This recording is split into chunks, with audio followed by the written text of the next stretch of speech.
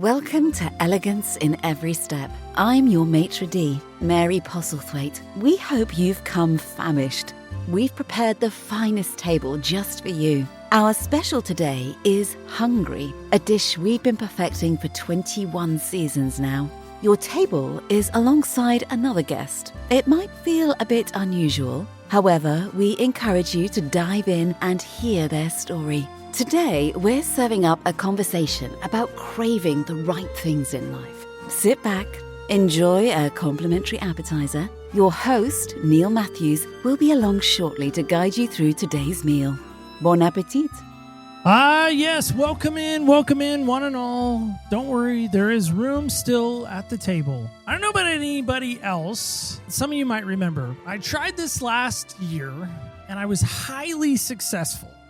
For the most part. And then something happened and it derailed the train. It got kicked over by Godzilla or something. But I was doing carnivore and I was doing so good. I was at my heaviest, 275. And now, I dropped down to a 2. I was having great success. And then in July, my family decides, when Adia graduated from high school, we decided to go to Mexico the first part of August. And so I told Elizabeth, I said, listen, I'm going to go back on carnivore. And let me tell you, carnivore really makes you want to eat everything because you're a carnivore and you want to just eat meat all the time. Got me thinking about this season and this hunger. Let me tell you, the things I used to hunger for anymore, I don't. I'm still obeying my thirst because I still love carbonated water. And maybe my guest today could share with us maybe her favorite dish of choice. She did write down in our little survey questionnaire, survey says she likes sushi. So I'd love to hear more about that. Help me welcome in my new friend from the Big D. That's Dallas for all you fans out there. George Strait sings about it all the time. But help me welcome in my new friend, Constance. Constance, how are you today? I am great. Thank you so much for having me. I'm excited to be here. Now I'm going through the Big D and don't mean Dallas. That's actually Mark Chestnut. It fits though. We are making our way through Dallas today. Now, have you been to Daily Plaza? I meant to ask you that in the blue room / green room. Have you been to Daily Plaza? Is that a hot spot for you? Not. I know. What's I don't even know. Daily Plaza. Are you kidding me? No, in Dallas? How long have you lived in Dallas and you don't know what Daily Plaza is? I've been here for 4 years now. Okay. All right. Well, we'll give you a mulligan on that. Is it Dallas or Fort Worth or what part? Everyone thinks that Fort Worth is part of Dallas. So are you in Fort Worth or are you in Dallas? I'm in the city of Dallas. Okay. So if you're in the city of Dallas, Daily Plaza is where Kennedy was shot. Oh, yes. Oh, my God. Okay. Yes, I've been there. Right. Oh, okay. my goodness. Just checking. Yes. All right. Of course, there's a tour. It's really amazing. Oh, my God. I don't know why I blanked on that. Yeah. I'm going to take your word for it because, I'm like, has she been there? Has she not? Now we're not sure. Good night. It's incredible. You can actually drive by the building too and see the window exactly where it is. So typically when I have people come in and visit, we'll drive right by the building and say, that's the building. That is some major history here in Dallas. Well, the other thing you have in Dallas is the Cowboys. I heard they're somewhat good. I don't know. Are you a Cowboys fan? I'm a Chargers fan, but I will say this. I love the energy of Dallas when their sports teams are doing well. So you better believe that I am hoping that the Cowboys, the Stars, the Rangers, whoever it may be, the Mavericks are absolutely having a great season. Everyone they're just happier. If you're at Costco and there's a really tall guy about 6'9" in front of you, white guy, and people are crowding around him and they keep calling him Cooper Flag, if you accidentally step on his ankle, I won't be sad about that. Putting that out there. Okay, fair. I'll remember that. Well, help us with this. If we found you in the downtown Dallas area on one of your guided tours of Daily Plaza, because obviously you moonlight as a tour guide person, as we're now finding out. Who knew? Wasn't in the bio. That must have gotten skipped or forgotten. Found you in that downtown Daily Plaza. What shoes might we find you wearing? Or it's Dallas. It could be boots. Help us with that. Oh, I love that question. I would more than likely, I love to walk. I walk miles and miles and miles a day, probably up to about 4 to 6 miles a day. So definitely comfortable shoes that are going to support me and that I can just keep going in. I do get a lot of fulfillment in walking. So now my favorite question, is there a brand or style or color that these shoes might be? Great question. I'm obsessed right now with Brooks. They have been doing well for me. I went to one of those fitting places where they make you like run and walk on the treadmill. I have like a really high arch. They were telling me that Brooks is the best for me. And this was after, by the way, I broke, this is a little bit of an embarrassing story that's also not in my bio. I broke both of my feet playing pickleball, one right after the other. So I broke my left foot and then I was in like a cast for a couple of months. That recovered. Then 2 months later, I broke my right foot. I was like, okay, well, I better start taking my shoes pretty seriously. So I went and got fitted, but for running and not for pickleball, but for running and walking, I'm loving my Brooks tennis shoes. I got to tell you my pickleball story too. Okay. Okay. So my family and I, apparently we love to go to Mexico. We were in Cancun. I rappelled into a cenote that's below the ground. They have these like pulley things and it's like water down there. As I mentioned, I'm a little heavier than I should be. And when they were trying to lower me down, my back like arched. I didn't think anything of it. It kind of pinched a little bit, but I thought, whatever. And I got home and I kept complaining like my back was hurting. My lower back was hurting. I went to play pickleball with some friends and they rolled the ball to me. And so I go to pick it up to serve. And as I go to pick up the ball to serve, my back, like a shoelace, just tightened in a knot. And I went completely like a turtle on my back. I was like, I think I just threw my back out. And I'd never done that before. And so I went to 5 different chiropractic appointments. Finally untied, loosened up, whatever they do. They're chiropractors. I'm not, obviously. I don't know the terminology. It hurt every single time. I finally got to a point where I was good again. And the last chiropractor was like, listen, Neil, you got to work on your core strength. I'm like, I'm sorry, what'd you say, core? Like, I don't even eat apple cores. So I don't know what you're talking about, this core strength thing. But he was serious. And so I've been trying very slowly, slow turtle speed to work on my core. I'll tell you what, pickleball, nothing to mess around with. It's serious. It gets dangerous. Yep. I know you have to do those, you have to do planks to get your core strong. They're amazing. Do 30 seconds planks and then just do those in intervals and that helps. Is this you trying to help me already?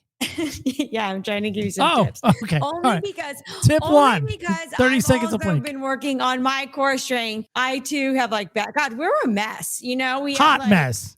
our backs we're throwing our backs out or we're breaking our feet. This is, I don't know, maybe we should just stick to podcasting. Perhaps. I always tell people though, in all seriousness, that there's 2 things you should really invest a lot of money in. It's not like the stock market. It's not garden gnome collection. It's none of those things. It's a great pair of shoes and an even better bed. Do you have those 2 things in life? If you have a good bed and a good pair of shoes, life can be pretty easy for you. If you have either one out of balance, life is going to suck for you.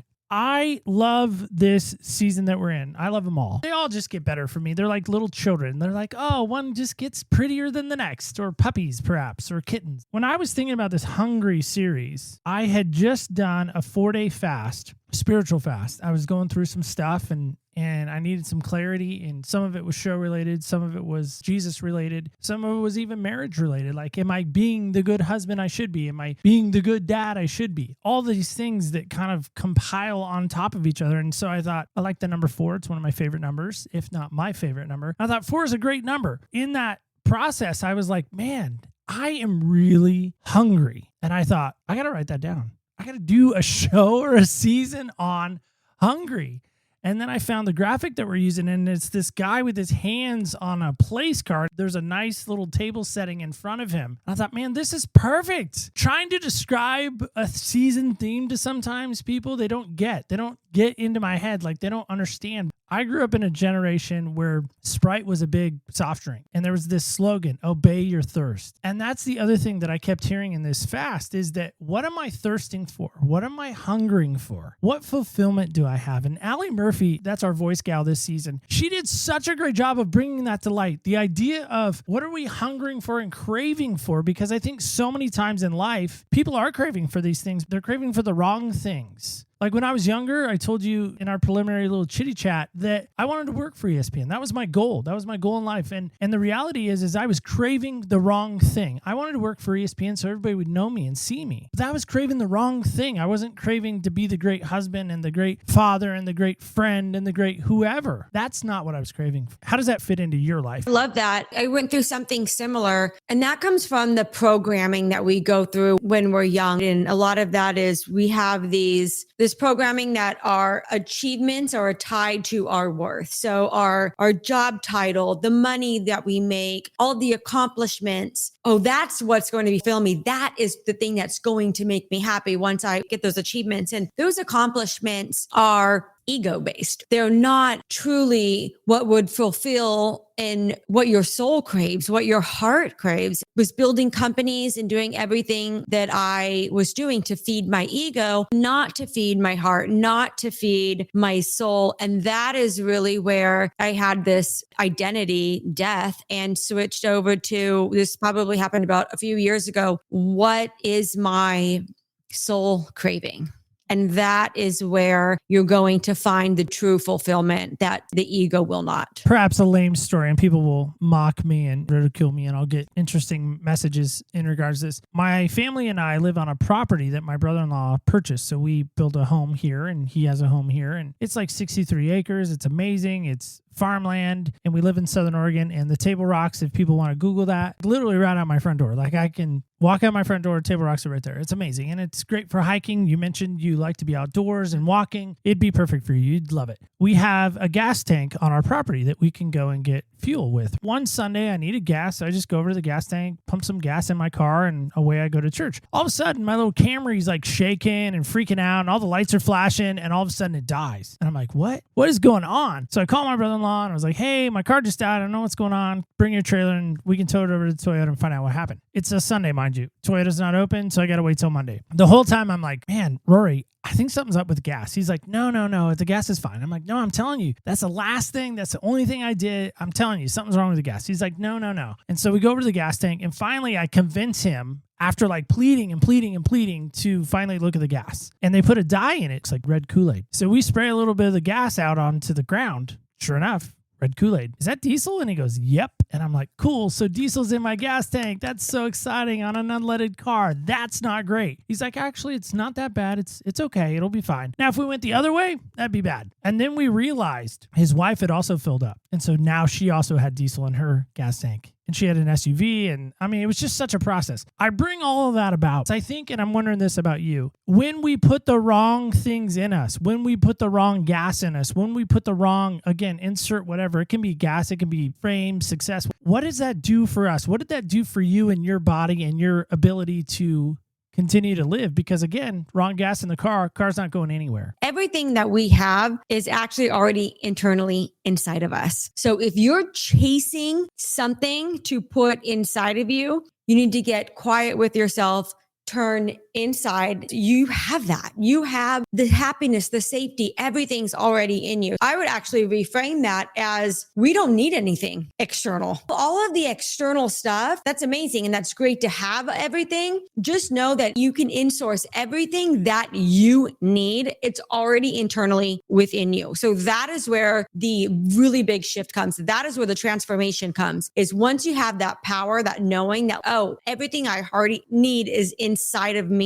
Go to a mindset of the wrong gas comes along. It's not as big of a deal. You already feel everything internally already. So what I'm hearing you say is the joy of my life is already inside me. The happiness of my life is already inside me. The fulfillment is already inside me. All whatever adjective you want to use is already inside me. You can insource it. Yeah. So living with purpose. Why do I then have to go to an outside source to get it? To get it, like I get it in a new pair of shoes. When I buy a new pair of shoes, man, I feel like hot stuff, awesome. Like my day just got better. I should already have that fulfillment, that gratification inside me is what I'm hearing you say. Those types of things, it's more for external validation. Now, here's the first question you need to ask yourself when it comes to living a purposeful and fulfilled life. The first question is, and let me just give the audience a quick overview of what it truly is to live your purpose. So a lot of us think that it is what we are here to do, but actually it's discovering who you are. When we came onto this earth, our souls from God, heaven, from whatever the higher, whatever you believe in, we came here already enough. Remembering and rediscovering who you are is like the number one thing. So you ask yourself, what is it that lights me up? What is it that fulfills me? That's where you start understanding those types of things of what truly like not your ego, not what fulfills your ego, truly fulfills like your soul. And then from there, you create and build a life that's truly purposeful to you. Meaning you can buy the shoes. Maybe the shoes make you feel, I don't know, how do the shoes make you feel? When you buy the shoes, how do you feel internally? Important. And why is that? Most of the shoes I buy are Jordan. When I think of Michael Jordan, I think of excellence. I think of prestige. I think of greatness. I think of he's the greatest of all time. I don't think I transform secretly into Michael Jordan, but I think it's like a little piece of greatness. Like I matter. And obviously if Michael Jordan walked into any room, maybe not Dallas, but in other places, he would be recognized and celebrated, probably clamored over and like, hey, MJ, let me get a pic. You know, maybe subconsciously, I want that same type of treatment. So let me ask you this. Am I laying on a couch? Do I need to lay down on the couch now? Yes, all right, hold on. Get comfortable. Let me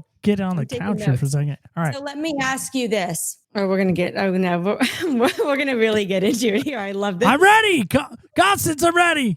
Fix me. Make me better. The excellence and greatness that you feel from putting on the pair of shoes. Do you remember a time in your life before the shoes where you felt enough? You felt that excellence inside of you? Or do you believe that your excellence and your greatness is dependent on the shoes? Well, the shoes are just a metaphor. So the shoes could be anything. The shoes could be, as we were mentioning, I asked you how many shows that you'd been on. For me, 350 episodes is quite the accomplishment. 6 years of podcasting is quite the accomplishment. Crazy, when I turned the 6-year mark, nobody was there to parade in my honor. There was no confetti from the ceiling that fell. When I hit 350 episodes, guess what? It was just a normal Wednesday. The sun still came up and the sun still went down. What I mean is for me, and this is me, I'm putting myself way big on the table here for you, so enjoy. I love that. Thank you. For me, I'm not trying to be funny with your name there. I'm constantly in a motion of trying to find validation. Mm-hmm. My love language, which I hate and despise, is words of affirmation. You podcast, as we mentioned, you were thinking about doing a show and you're like, I just don't know if I could do it. The thing that I've learned in the 6-year period is I can't do my podcast for anyone else but me sometimes. The validation that I'm wanting and seeking and, hey, did you listen to my show? Hey, I had so-and-so on. Man, it was so amazing. People are like, oh, yeah, no, I missed it. Man, shoot, I'll try to go check it out. And nothing, crickets. And so the hard part is I ran for a long time. I'm pointing because I have ribbons and accomplishments over here in running. I thought, oh, that'll fulfill me. That'll fill that hole that I keep trying to fill. And I'm discovering more and more in my 47 years almost, that nothing is fulfilling me except my relationship with my wife, my relationship with my daughter, and my relationship even with God, with Jesus. Because nothing else does. I mean, a pair of shoes, yes, it's fun for the moment. Like, oh, yeah, great, cool. And guess what? 2 weeks later, a month later, I buy another pair and I'm like, oh, I forgot about the ones I just bought a month ago. I love that. So first of all, I just want to applaud you for being vulnerable and sharing those stories, because I know it can be hard to face that. I absolutely love this topic. We are programmed through at a very, very young age. That is when it all begins, that the achievements, all of the things that we chase. So how many episodes you're doing, that new pair of shoes, think about through school, you on the spelling bee, they rewarded you. You got straight A's, you got rewarded. You were rewarded for your achievements. It makes sense that all of us are thinking like, oh, okay, well, if I just get to here, climb this mountain, then I'm going to feel fulfilled. And then once I get to the next top of the next mountain, then I'm going to feel fulfilled. But it doesn't work that way. What you have to do is you have to ask yourself, get quiet, really, really quiet with yourself. And I love, and it sounds like you've already done this, is what does it really mean to live my purpose and feel fulfilled? And is what are the things that I love? So what I'm hearing from you is that you love spending time with your family. Other things that you mentioned you love? Oh, I love podcasting. Probably my number one hobby. Hmm? I love playing golf. I love playing sports. Play basketball. I play pickleball, not as much as I used to, but I still have my racket. Those are the things that get me excited. On record days, man, I am excited all day long. Like, I'm like, I get to record today. And then the next day I'm like, oh, I get to edit. Let me ask you the deeper desire behind recording the podcast. We're going to work this out kind of here in real time. So why do you have a podcast? Well, my wife gave me the reason. I don't know if that's still the reason, but she told me we had a shakeup at church of leadership, and I was in a leading capacity, speaking capacity. In that, I stopped speaking. And she said, you need a verbal outlet. I can't be that verbal outlet for you. You need a verbal outlet. You need a way to express yourself, express your feelings, talk them out. auditory processor, which I am. For me, podcasting provided that. Again, talking about the whole, it provided this whole where I can talk to people really all over the world. I mean, obviously you're in Dallas. I mean, we've talked to people in Argentina. We've talked to people in Great Britain and Australia, New Zealand, all these places all over the world. And it's amazing. And I absolutely love it. And I absolutely love meeting new friends. And that's why typically when I say, well, here's our guest, I don't say that. I say, well, here's my new friend, because I believe every guest I sit with becomes that friend. Mm-hmm. Guest is so impersonal, and friend is personal. That makes sense. I love that. And so what I'm hearing is that you love doing the podcast because you can reach millions of people all over the world and create new friendships. And so let's go deeper. When I ask you about touching and reaching so many people and creating new friendships, what's that deeper feeling? What is like, if you could get quiet with yourself for a moment and ask yourself, like, what's that feeling inside? If you could describe it in one word, what would that be? A panda. Panda. This bear's pretty beat up. He's pretty old. Was white, I think, at one time. Now he's kind of a ash gray. But when I was a little kid, I carried this thing with me everywhere. Mm-hmm. Everywhere. I had my tonsils taken out.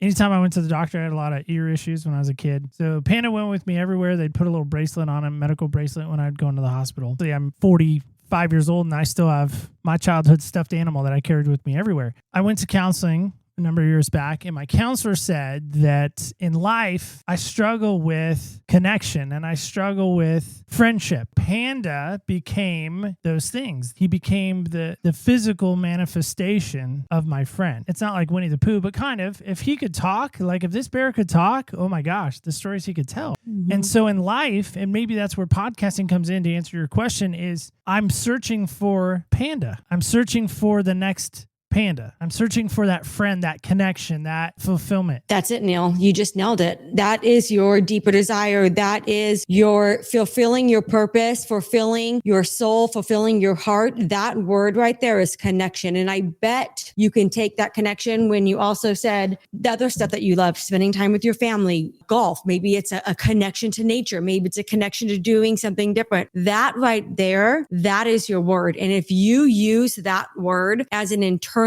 compass to guide you through life, connection to your faith, connection to being outside in nature, that one word, if you use that with everything that you do. So for instance, let's take this podcast. Now we know the reason that you have this podcast, it's for connection, to build connection. So connection with yourself, connection with your listeners, connections with the new friends that you have that are on your podcast. That is your word, connection. And when you use that to feel fulfilled, it doesn't matter if you have one listener or a million listeners, or if people are telling you, God, that was the best episode, or, oh, that was the worst episode. That doesn't matter. You've already insourced that fulfillment. You've already insourced the connection by the podcast. And if you get a reward for having the best podcast in the world, that's amazing. And that's icing on the cake, but that's not what is going to fulfill you. That award won't fulfill you. The fulfillment comes from the podcast itself. The fulfillment comes from the connections that you get to make to the people that you have on, the connections that you get to make to your guests, and just the connections you get to make to sharing your voice. So that right there, everyone, that is how we find true fulfillment. Craving, really getting down to that deeper desire. And once you can do that and lead your life and build a life from there, it is so transformative. Well, I think you hit the nail on the head. I don't know what your expert degree is. Maybe we can get into that momentarily. For me, when I was a child, we moved around a lot because my dad was in the Marine Corps. I never really felt like the connection at home. And I think that's why I had a panda bear. I think that's why I had a pretty vivid imagination as a child. I was a good storyteller, aka I was a pretty good liar as a child, because I could imagine how I wanted to go. And I could imagine this life, and I would dream up things that I wanted my life to look like and how I wanted it to be, your word, framed around. And I think that's why, for me, I love people so much. I had a friend recently go through a really bad divorce, some infidelity, and wife found out and she divorced him. Maybe rightfully so in some people's minds. But the minute I found out about it, I was hurt because he had hurt his wife, hurt his family, and all these things. There was part of me that was hurt for them. Yes. But the flip side of that is my heart immediately then went to him. And I was like, wait, what about Chris? What's Chris feeling right now? Is Chris alone? Is Chris scared? Is Chris, I hate to use this phrasing, but truly on my heart, is Chris suicidal right now? It's a dark place that he's put himself in. Is he okay? Mm-hmm. Yes, I'm hurt by what he did. I'm mad at what he did. I am ticked off that he did those things. And he's owned them. The flip side of me, the heart side of me is like the connection side of me, again, using your word, was like, I got to connect with him. I got to make sure he's okay. Mm-hmm. It's beautiful. He needed a panda. Mm-hmm. It's really beautiful. You're someone who, I can see this. You're someone who likes to have deep connection. That you really want a true, authentic, genuine connection with the people in your life. And I love that. I see that in you. That's very cool. So what happens in your mind if I don't get that deep connection from people? If you don't get the deep connection from someone, as in, do you feel like they are taking space and taking energy? It can be a little bit of it can bring your energy down as well. Yeah, it brings a little bit of angst. I have an older brother. He's 2 years older than I am. And he's pretty much written off mom, my dad, my sisters, me, everybody. Like he's just said, I'm done. I'm out. Going back to my friend Chris, the hard part for me is if my brother were to call me today, right now, even in this moment, and say, hey, I need you, I probably would go help. Mm-hmm. I want that relationship restored. I want him whole. I want him healthy. He's made some choices that maybe he isn't whole and he isn't healthy. Last I talked to him, he could have changed. And that's what I've sought from my parents. They've struggled with that, with being able to provide, again, the panda, as I call it, the connection. My dad's a Marine. He struggles with emotion. He struggles with social interaction. My mom grew up in a very toxic environment. Her dad died when he was just a baby. He took his life and her whole family just imploded on her and said, oh, this is all your fault. And so my mom's even grown up with this fulfillment issue. And it's definitely a conversation around self-worth is what I'm hearing. So going back to the connection of people in your life, that it can't be a true, genuine connection, cannot be all take, and it cannot be all give, because that will lead to burnout and that leads to just a horrible, horrible connection. So it has to be, for it to be a good, deep, genuine connection, it needs to be equal parts give and take. It needs to be mutually a beneficial connection for it to be thriving. And what happens when you don't set boundaries with relationships and connections that aren't that, they impede on your boundaries. Let's say your brother, and I don't know your brother, so this is all hypothetical, but let's just say there was someone in your life that was take. And then you said, oh my gosh, okay, I have to show up for this person. So then you give. What happens is you're abandoning your boundaries. You're abandoning yourself, which leads to people pleasing. So when people please, all it is self-abandonment and abandoning themselves because they have low self-worth, and they just give and they give and they give and they give. And it's not a healthy relationship or connection to have with yourself or anyone else. Although it may seem harsh to not reach out to that friend that is just taking everything from you, it is extremely important, the health of your body, the health of your mind, the health of your soul, to set healthy boundaries with people that don't drain you, that don't drain your energy, and will show up for you as you show up for them. And when you don't set those boundaries, it just leads to low self-worth, and it leads to a very dark place. all right, so the $1 million question, how does Constance know all this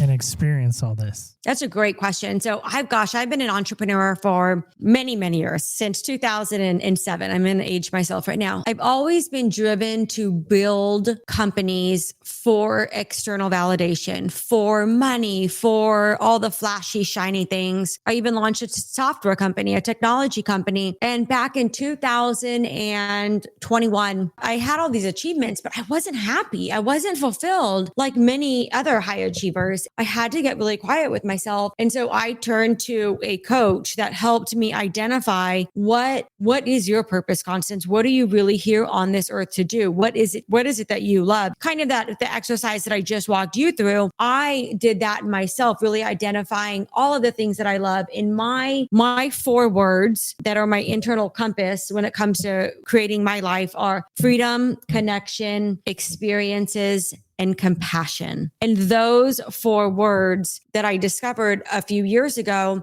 using them as an internal guide, every decision that I make, the people that I connect with, the companies that I build, everything. If I can feel internally one of those 4 words, all of the fluff that you get on the back end, it doesn't matter because I'm so fulfilled doing what I'm doing. So I launched another company. This was a couple years ago where I was helping other business owners build out learning management systems to train their team. And I started noticing working with, again, these high achievers that, they're not fulfilled or they're chasing that next milestone. They want to build a company that does 10 million in revenue. They're thinking that is going to be the thing that finally makes them happy. So I then turned to my coach and I said, is there a way that I can use what I've learned on myself and help others build fulfillment, whether they're companies or personal life and professional life? It's intertwined. If we're not happy in our personal life, it's going to show up in our professional. If we're not happy at work, we're going to bring that home. And then next thing you know, you're going to be fighting with your spouse. What are the things that truly fulfill you?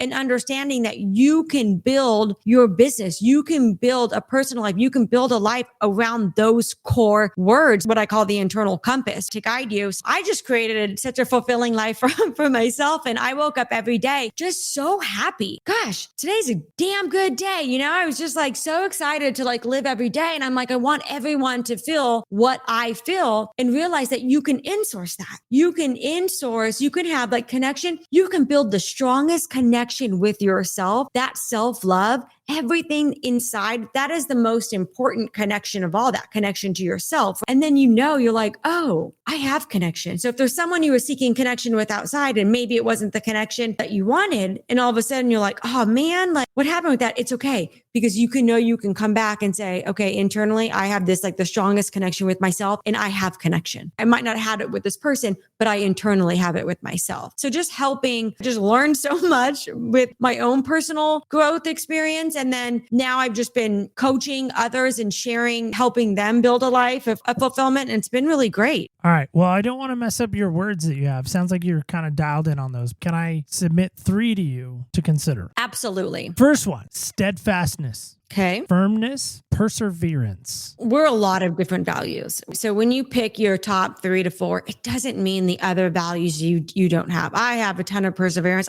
There's so much in me, in all of us. We have it all, but you have to get quiet and see what resonates with you. And we all have different words. Do I have perseverance? Absolutely. Is it what fulfills me and drives me? Do I get up every morning with that word excitement in my head? No, it's freedom. Like my one word is freedom, ultimate freedom. I want freedom to build my own company, freedom to travel where I want, freedom to have financial freedom. I mean, it is the word freedom to me is like, there's no other word. That is literally my internal compass. Everything that I do is based on some type of freedom. There's no wrong or right word. It's just, you have to find the one that feels good to you. You think I just randomly selected those? Switch places for a second.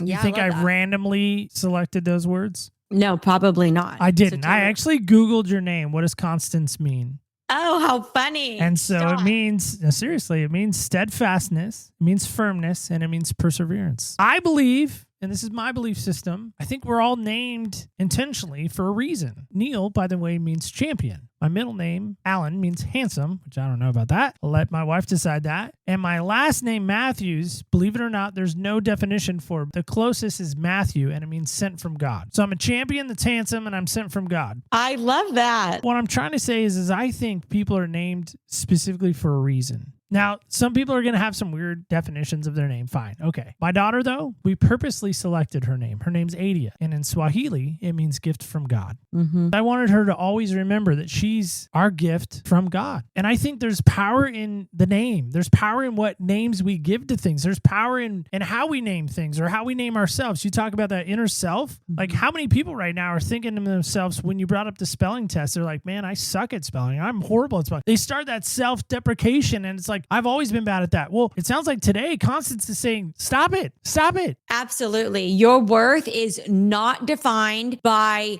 anything external. Your worth is defined by your soul, your heart, who you are, who you truly are. All of that, all of the achievements. I'll be honest, I'm the worst. Want to talk about worst, the horrible spellers? I am the worst speller. In fact, I'll even use spell check and still spell words wrong. Like it just, I'm like, what the heck? Or not make sense. So, but that doesn't define my worth, or that doesn't, the self-doubt that we keep telling us. Let's actually break this down a little further. There's three parts of us. There's our mind, body, and our spirit. And our mind, oh man, that thing, it loves to take over, and it loves to feed us thoughts and stories that, guess what? Simply aren't true. All of the self-doubt, all of the stories that we make up in our head about, oh my goodness, I was on stage that one time, for a talent show, and I think everyone was laughing at me. Guess what? No one was laughing at you. That was just a story that your mind was telling you. When those things come up, as far as like, oh my goodness, I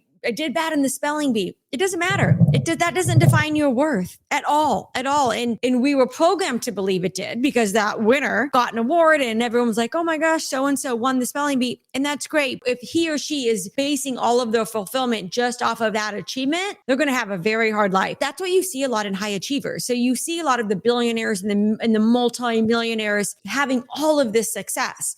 And then they come out one day and they're like, wow, I'm really, really, really unhappy. And that is because from a very young age, they knew that if they did all these things, that they would be rewarded by their parents, rewarded by their teachers, rewarded by whoever. So they continued achievement after achievement after achievement. That's how they felt their worth. That is how they got love from their parents. So they thought. So they continue to achieve. And then they think, if this all goes away tomorrow, I'm not worthy. Who am I? That is a huge problem we see with the high achievers, is they need to be able to insource their worthiness and their fulfillment. And it is not based on any external factors. Let's go back to like 13-year-old Constance. 13-year-old Constance. We don't have a sound effect. Sorry.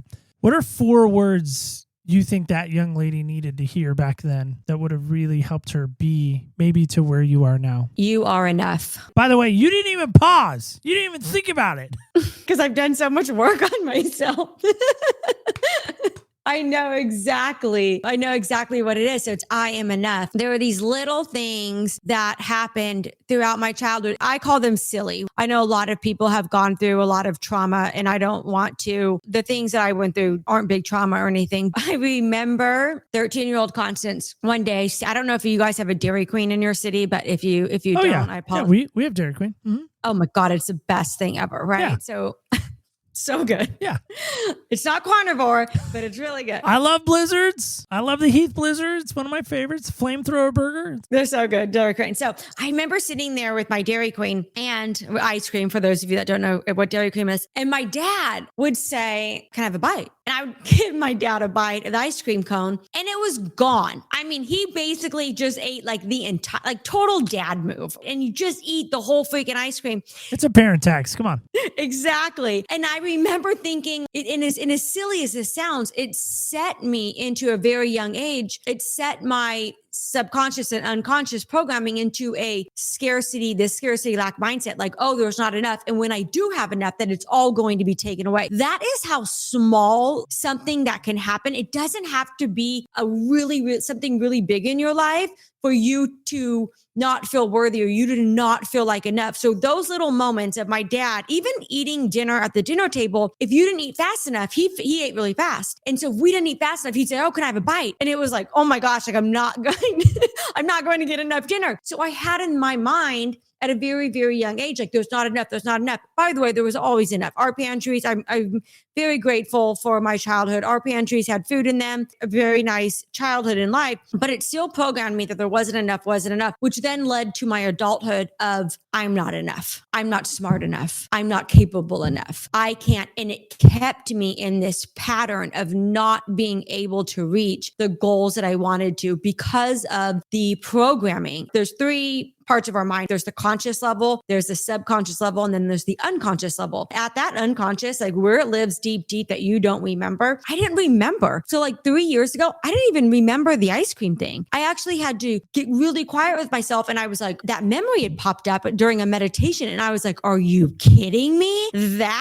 that moment is where I started programming that I don't have enough and I'm not enough. And which led to then like now 40 years later, I'm not capable of like building the life that I want. I had to reframe that. And now it's like, no, I deserve to have enough. I deserve all of my desires, and God in the universe will provide, and you have to just truly trust, and you have to rewire all of that. And you also have to I have to rewire being able to receive, knowing that I have enough. Even if a little bit is taken away from me, that's okay, because more is going to come. So I had to switch out of that lack scarcity mindset and get into an abundance mindset, where now I'm really able to thrive. But listen, we all have self-doubt. We all have limiting beliefs. We uncover like what those are. It's life-changing. Constance, how can someone get in touch with you if they're interested in knowing more about you and the work that you do? Sounds like, again, you've done a lot of the work. How can someone do that? And is there a social media of choice you love to hang out on if you're into that? Some people aren't. Absolutely. You can find me on Instagram, and my handle is Constance Curtis. That's ConstanceCurtis. Or you can go to legacypeace.com. That is one of my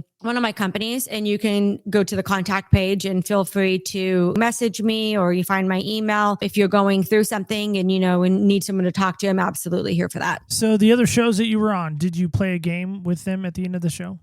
I've never played a game. What? Well, welcome to Heel Hustle. Zach, take it away. It's now that time in the show to play the fastest growing game in the podcast world. We call it Heel Hustle. Today, our guest will try to answer all 6 of these questions in 60 seconds or less to win a prize from our prize closet. Audience, feel free to play at home. Let's put 60 seconds on the clock. Ready, set, hustle! The game begins in 3, 2, 1. One person you would trade places with for a week. Elon Musk. Guilty pleasure. Ice cream. I had a feeling. Best compliment you've ever received. I have beautiful eyes. Okay. Worst piece of advice you've ever received. You have to do this, and you should do this. What is one thing you wish you were better at? Spelling. I had a feeling on that too. What's something that never fails to make you laugh? My family. Oh, nieces and nephews. Yeah, they're hilarious. Oh, whew. All right. Oh my gosh. Just at the buzzer. Great job. Great job. Heel Hustle. I did it. Heel Hustle. That's our game. Heel Hustle. Not copyrighted or trademarked in any way. It's just a fun way to end the show. Well, Constance, thank you. I feel like I owe you like a counseling session or a therapy. Do you take Venmo or how do we do this? I don't normally pay guests to come on. Thank you, Neil, for being open and being vulnerable. And I know I definitely went into a little bit more of a coaching mode with you. And sometimes I do tend to do that. So thank you for playing along. And I hope you really enjoy this episode. Well, here's the thing. I'm glad we're laughing because we are. And I wasn't playing along. I mean, I gave you good fodder, I guess, to really work with. Is I think to myself so many times when I'm in a room and they ask for questions or maybe something's being explained and there's a Q&A at the end, I'm generally one that'll raise my hand and ask a question. And sometimes it's blatantly obvious, like this question needs to be asked. As an example, I've had people come up to me at the end of like group sessions, again, like a marriage retreat or a guy's retreat, and somebody will come up and say, man, I'm so glad you asked that. I was thinking that, but I just couldn't ask that. And so that's what I'm saying today is, to me, I feel like maybe people have experienced what I've experienced, but they're afraid to ask that type of question. They're afraid to be that vulnerable to say to a total stranger in all sincerity, what is wrong? I think we're afraid to do that as a society. So last thought goes to you. Why should people not be afraid in your mind to have these type of conversations? You shouldn't be afraid. You can really rediscover who you are. And when you rediscover who you were when you were sent down onto this earth, like the true essence of your soul, oh my gosh, you'll find so much happiness. And you do have to do the inner work. You do have to do the tough work. I'm telling you, the light at the end of the tunnel, when you rediscover yourself and just everything inside of you, it is deeply, deeply fulfilling and worth all of it. So we could almost call this episode Me, Myself, and I. It sounds selfish to say that. In some respects, we have to be a little selfish to realize and recognize that, again, these external things aren't going to fulfill us. It's what's the internal that will, in your words. If I'm Absolutely. not mixing them up. It's all absolutely internal, and it is okay to put yourself first. It is okay to say, I choose me. That's okay. Well, Constance, thanks so much for being here today. Thank you so much for being here. Really appreciate all that you gave, all that you shared. Thank you so much for all that you gave today. Thank you. All right, guys and gals, kids and campers alike, comment down below. Do I Venmo her? Do I not? That is the question. Silly, perhaps. But is it? Listen, she's not wrong. She's not. I mean, I would love to sit here right now in this exact moment in the Shoe Shack studios and absolutely tell you that she is completely bat crazy wrong. She's not. I desperately want connection. I want a panda. I want a real life panda. How cool would that be? Come on, baby pandas. Hello. Awesome. I want that connection. And maybe you're like me, again, afraid to raise your hand in this moment. It's okay. Nobody's around. Nobody's watching. Nobody at the red light's going to know. Nobody on the run right now is going to know if you just put your hand up. Just heads up, 7 up, little thumbs up for me right now. Are you too with me in the idea that you just want connection? You want somebody to care, and you've been trying all these things and this and that and the alcohol and the drugs and the this and the that and the whatever. Who knew it was maybe here all along and it was inside? I didn't know that. If that's you today or this week, think about that. Let me know. OPSpodcast.com is a great place to let me know. You can let me know on the socials at OPS Podcast Show under Facebook, Instagram, and X. And don't forget this. This is so important before we go. Do not forget. Remember, when you walk in other people's shoes, you really do get a different perspective on life. I want to thank you so much for listening. And guess what? Stay tuned until next week when we walk in other people's shoes.